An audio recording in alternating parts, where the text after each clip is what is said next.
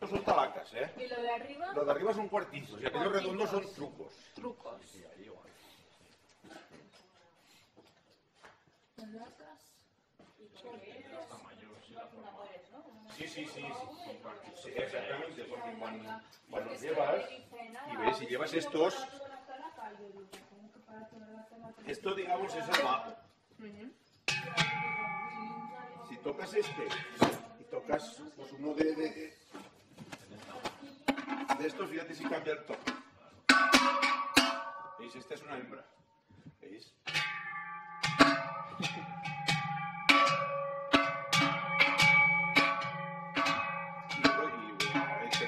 Más. Entonces te fan un conjunto ellos de... ¿Entiendes?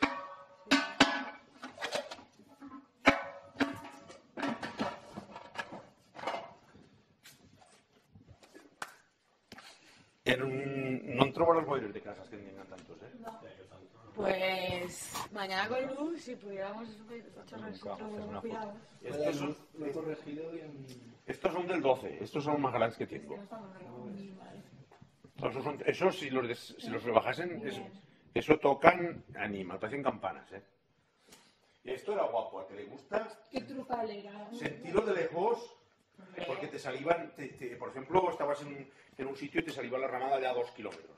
Y claro, otros rabos no te salían de ver. Te empezaban a salir, te empezaban a salir, te empezaban a... Yo los conocía casi todos.